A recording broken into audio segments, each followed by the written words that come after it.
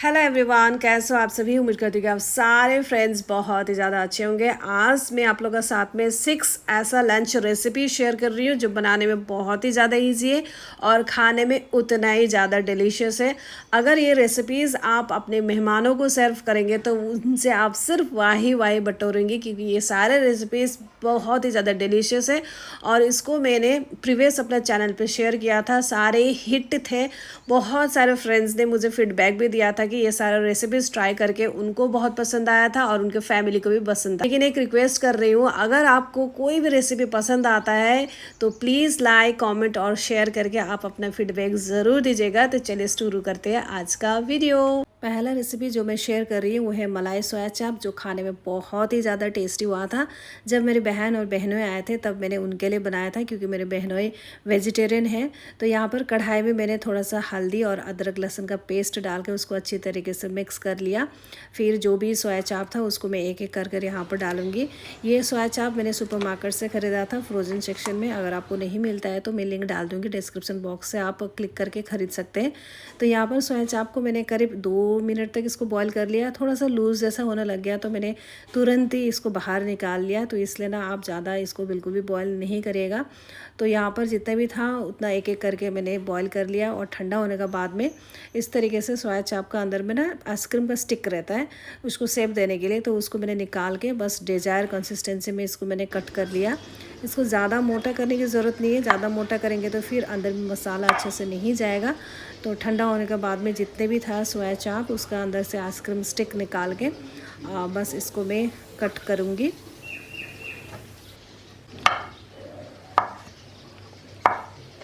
मलाई सोया चाप बनाने का पहला स्टेप पूरा हो गया, इसको ब्लांच और कट कर लिया। सेकंड स्टेप रहेगा इसको फ्राई करना। इसको गोल्डन गोल्डन करके फ्राई करूँगी, अलट पलट करके। और इसको ना फ्राई करने के टाइम में ना आपको बिल्कुल भी स्टोव को नहीं छोड़ना है, नहीं तो ये बहुत जल्दी जल जाता है।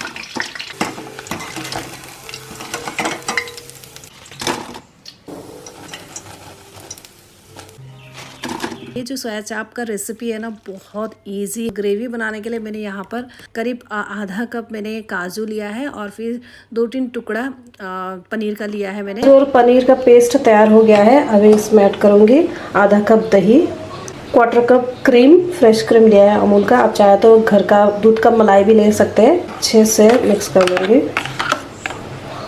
यहाँ पर ऑयल गर्म हो गया है, इसमें ऐड करूँगी जीरा, लौंग, इलायची, दालचीनी और तेज पत्ता। और जो व्हाइट पेस्ट तैयार किया था उसको भी ऐड कर दूँगी।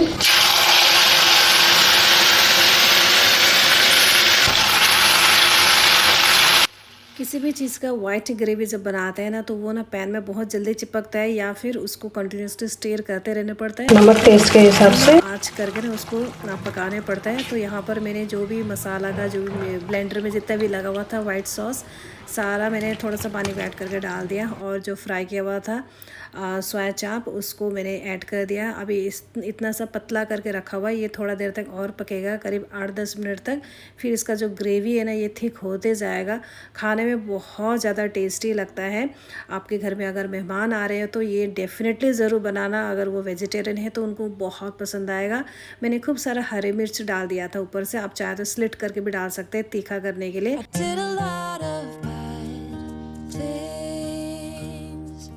Never did I give in, just 'cause the thought of being vulnerable made me feel less than I am. तो ये रहा मेरा पहला रेसिपी। आप लोग कैसा लगा ज़रूर बताना। सेकंड जो रेसिपी बनाने जा रही हूँ वो सिंपल सा राजमा चावल, जो इतना ज़्यादा टेस्टी हुआ था ना, इसका जो टेस्ट है ना वो मेरे जुबान पर अभी भी है। मस्टर्ड ऑयल में जीरा, सूखी मिर्च, थोड़ा सा हल्दी पाउडर, और यहाँ पर जीरा, लहसुन, अदरक, टमाटर सारा डाल के पीस लिया है। और प्याज भी साथ ही में डाल के पीस दिया था। मसाला को अच्छी तरीके से भून दिया है, ऑयल भी सेपरेट होना स्टार्ट हो गया है। अब इसमें ऐड करूँगी राजमा को मैंने करीब 4-5 सीटी लगा लिया था धीमा आंच पर। थोड़ा सा सोडा को ऐड करके तो बहुत अच्छे से गल गया है। पानी अभी थोड़ा सा पतला रखा है, बाद में जितना पकते जाएगा ना ये थिक होते जाएगा। तो इसमें ऐड करेंगे थोड़ा सा नमक, पहले भी डाला हुआ था। अब इसको ढक के करीब 20 मिनट्स तक पकने के लिए दूंगी धीमा आंच पर। लास्ट में थोड़ा सा गरम मसाला और हरा धनिया। एकदम सिंपल राजमा तैयार हो गया। Eases my soul. I let it all go out the window. No smoke in my eyes. I can hear the wind chiming. It's always been you in the back of my mind.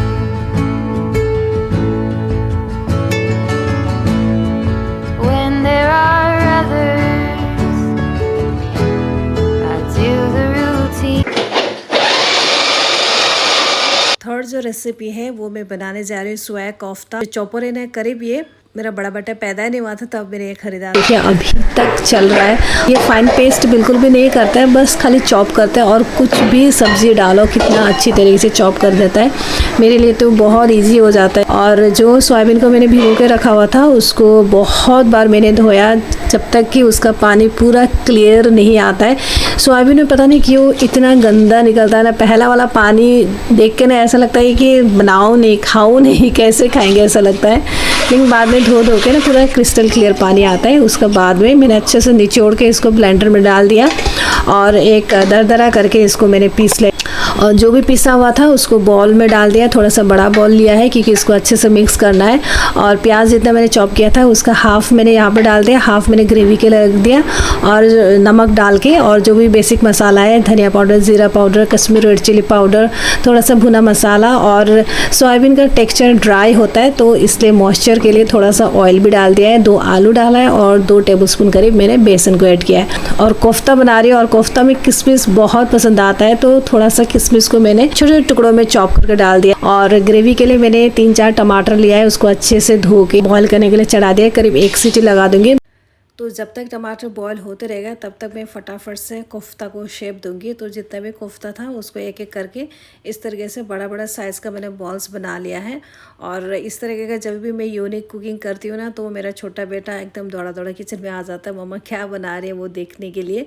तो यहाँ पर कोफ्ता पूरा बन के ready हो गया है। और इस तरफ देखिए टमाटर भी अच्छे से बॉयल हो गया। मैंने एकदम लाल लाल टमाटर लिया है ताकि ग्रेवी का कलर भी एकदम सुंदर बन जाए।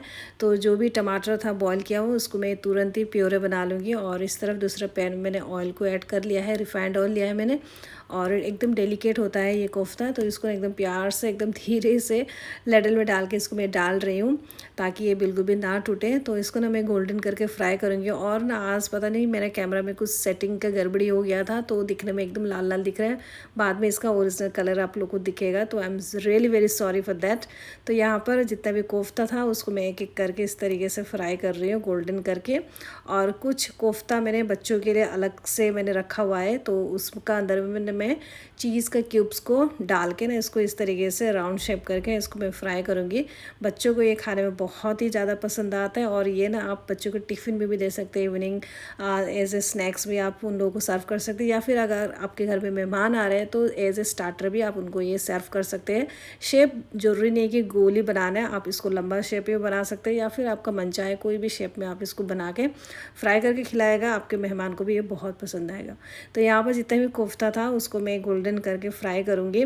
और फ्राई होते इसका मैं अभी ग्रेवी बनाने का तैयारी करूँगी। तो एक बड़ा सा पैन में जो ऑयल से मैंने फ्राई किया था उसके करीब 2 टेबलस्पून मैंने ऐड कर दिया है, थोड़ा सा बटर भी डाल दिया है। और यहाँ पर मैंने कुछ ड्राई होल मसाला लिया है जिसमें लौंग, इलायची, दालचीनी और तेज़पत्ता है। और जो मैंने प्याज को चॉप करके रखा हुआ था ग्रेवी के लिए उसको भी ऐड करके इसको गोल्डन करके फ्राई कर लिया है। फिर मैंने ऐड कर दिया है लहसुन अदरक का पेस्ट। लहसुन अदरक का पेस्ट मैंने थोड़ा सा ज़्यादा डाला है क्योंकि ये ग्रेवी थोड़ा सा मैं ज़्यादा बनाऊँगी। तो अच्छी तरीके से यहाँ पर भून रही हूँ ताकि लहसुन अदरक का जो स्मेल है वो एकदम ही चला जाए लहसुन का स्पेशली। एक काट के दिखाती हूँ चीज़ वाला।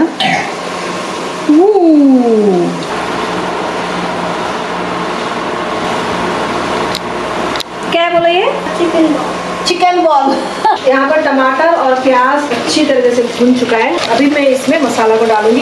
जीरा powder, Kashmiri red chilli powder, हल्दी, गरम मसाला भी अभी डाल रही हूँ, धनिया पाउडर, टेस्ट के हिसाब से नमक, थोड़ा सा कसूरी मेथी।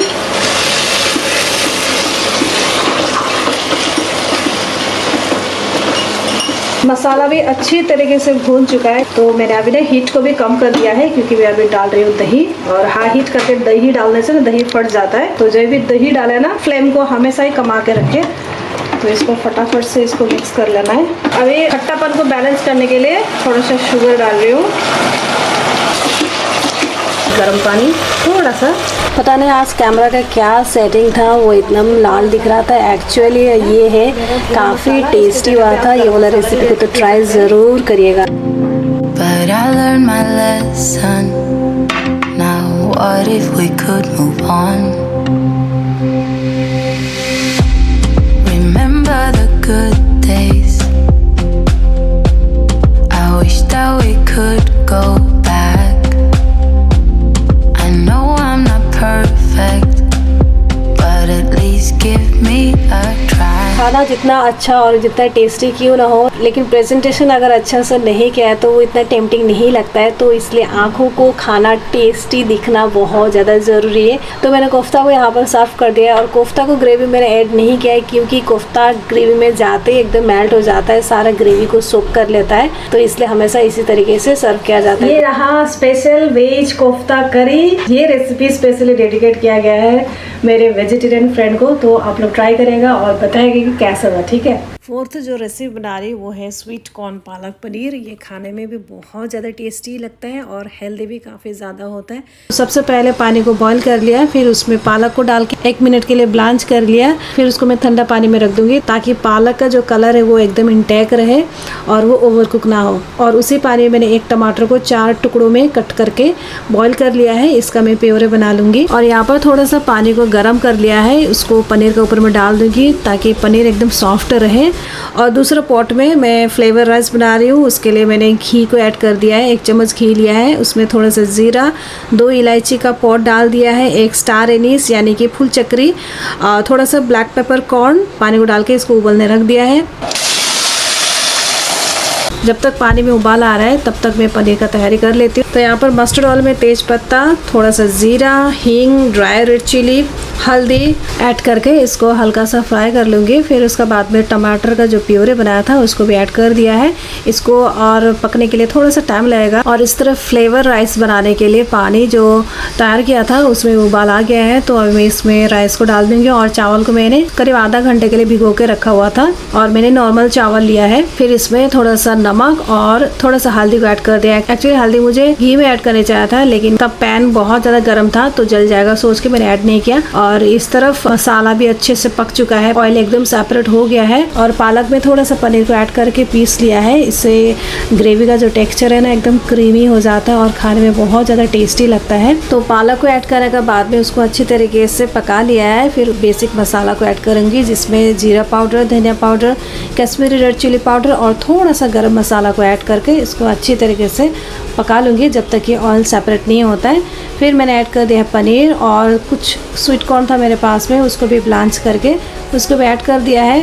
पालक, स्वीट कॉर्न और पनीर का कॉम्बिनेशन बहुत अच्छा लगता है। आप इसको रोटी, पराठा, राइस का साथ में खाइए, बहुत ही टेस्टी लगता है। इस तरीके से मेरा पनीर का ग्रेवी तैयार हो गया है। लास्ट में मैंने थोड़ा सा कसूरी मेथी ऐड कर दिया था। और इधर देखिए राइस भी मेरा तैयार हो गया है।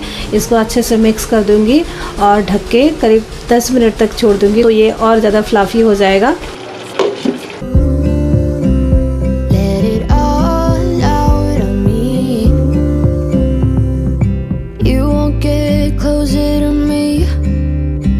कच्चा इतना सारा खाएगा तो मैं क्या बना के दूंगी, बोलो तो खूब बोलो।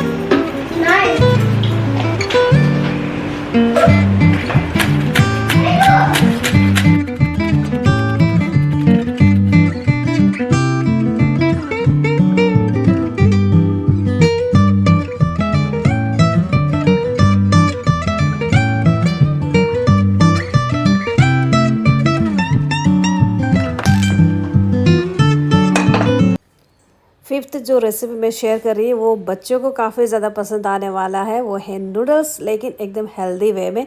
कभी कभार हफ्ते में एटलीस्ट एक बार हम लोग इस तरीके से नूडल्स बना के खाते हैं। कढ़ाई में थोड़ा सा मस्टर्ड ऑयल लिया है, मशरूम, प्याज, पनीर, थोड़ा सा स्प्रिंग अनियन, ग्रेट किया हुआ लहसुन, सारे चीज़ों को अच्छी तरीके से भून लूँगी। इस तरीके से नूडल्स बनाने से बच्चे लोग नूडल्स भी एंजॉय करते हैं और प्लस खूब सारे वेजिटेबल्स भी खाना हो जाता है। थोड़ा सा मैंने केचप को ऐड कर दिया है टेस्ट को एनहांस करने के लिए, और टमाटो प्यूरी और थोड़ा सा स्प्रिंग अनियन को We are happy most of the time, and we get along better than fine. चीज।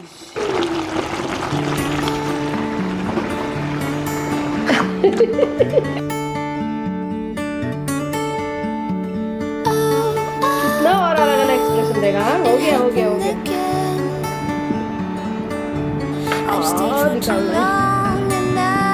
स्पाइसी नहीं है, तुम लोग जो खा रहा है बस वही है।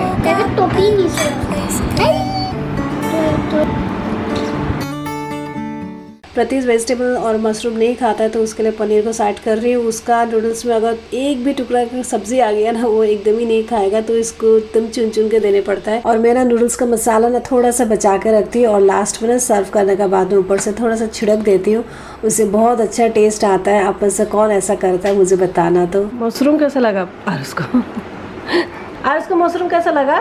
इतना टेस्टी लगा, वाह। कैसा लगा बोलो तो मशरूम? बहुत अच्छा बहुत अच्छा बहुत अच्छा। नूडल्स बनाने से इतना खुश, काश दाल चावल रोटी पराठा इतना खुश हो गए पूरा चट कर जाते, कितना मज़ा आता। ऐसा थोड़ी ना होगा। और ये देखिए चुन चुन के खा रहा है, सिर्फ पनीर ले गए और अंडा बॉईल कर दिया। सारा सब्जी को साइड करके कौन कौन किसके किसके घर में ऐसे ऑपोजिट टाइप के बच्चे होते हैं, कोई खाते हैं सब वेजिटेबल, कोई वेजिटेबल्स ही नहीं खाते। और माँ ऐसी चीज़ होती है उसको सब खाने पड़ता है। ये रहा आज का हम लोग का संडे वाला स्पेशल लंच, नूडल्स स्पेशल। कभी कभी इस तरीके से खाने चाहिए, बाहर जाके खाने से बेटर अच्छा है कि घर में इस तरीके से बना के खाओ और अपना हैप्पी वाला संडे बनाओ, है ना। चीयर्स। फ्रोजन वेजिटेबल है कट किया हुआ, तो उसको मिला के एक क्विक सा सब्जी बनाती हूँ। ऑयल में तेज पत्ता, थोड़ा सा जीरा, कुटी हुई लहसुन, प्याज, अनियन हल्का सा गोल्डन ब्राउन हो गया है। अब इसमें ऐड करूँगी थोड़ा सा हल्दी powder, Kashmiri red chilli powder, जीरा पाउडर, थोड़ा सा पानी, क्योंकि लोहे का बर्तन ना बहुत जल्दी गर्म हो जाता है और उसमें पाउडर मसाला डालते ही जलने का चांसेस रहता है, तो थोड़ा सा पानी ऐड करने से देखिए तुरंत ही पानी गायब हो चुका है। इसमें ऐड करूँगी थोड़ा सा कसूरी मेथी और इसमें कुछ फ्रोजन वेजिटेबल इमरजेंसी के लिए रखती हूँ इस तरीके से, ये ख़त्म थोड़ा सा बचा था। टमाटो प्यूरी भी पानी में नमक को ऐड करके पनीर को बॉईल कर लिया है, एकदम सॉफ्ट हो गया अभी पनीर। सब्जी अच्छे से फ्राई हो गया है। अब इसमें ऐड करूँगी बॉईल किया हुआ पनीर, थोड़ा सा क्रीम को ऐड कर दिया है। Simple paneer mix veg. So ये था आज का 6th वेज लंच रेसिपी। आप लोग को सारे रेसिपीज़ में कौन सा रेसिपी सबसे ज़्यादा पसंद आया और कौन सा आप सबसे पहले ट्राई करने वाले हो मुझे पक्का बताना। सो गाइस आज का व्लॉग में ये एंड करती हूँ, मिलती हूँ नेक्स्ट व्लॉग में। तब तक आप अपना ख्याल रखना, हंसते रहना, मुस्कुराते रहना। Bye bye, take care and lots of love. और वीडियो अगर आपको थोड़ा भी अच्छा लगा तो प्लीज़ लाइक कमेंट और शेयर और सब्सक्राइब ज़रूर कर देना। बाय।